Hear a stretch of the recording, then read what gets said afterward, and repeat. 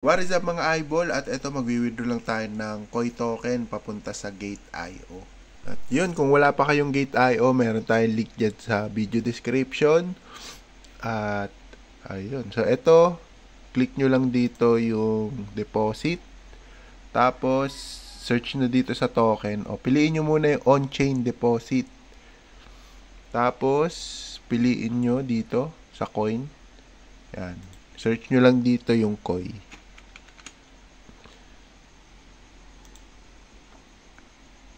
Tapos, ay copy natin yung address.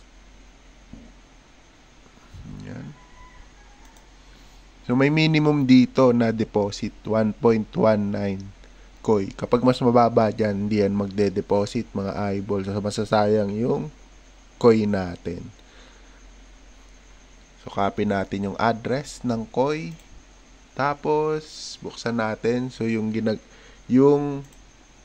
node natin, rekta na yan. Sa wallet natin, yung nakakonect. Yan. Sa Pini wallet.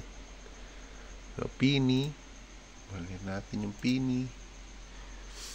So, eto.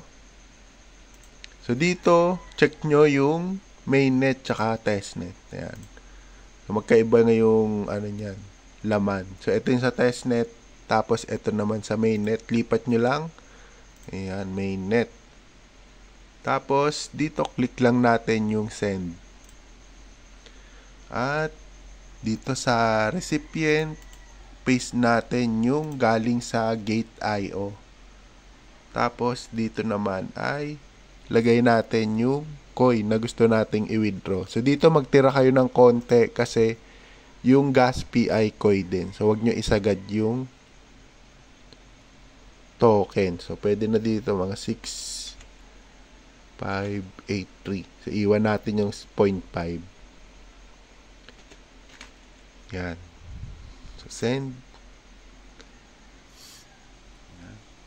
Yung transaction fee niya, yan, mababa lang. 0.0005 Koi.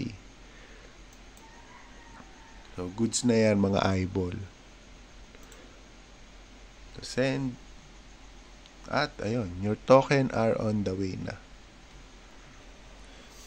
At, ayun na mga eyeball. Eto na yung Koi.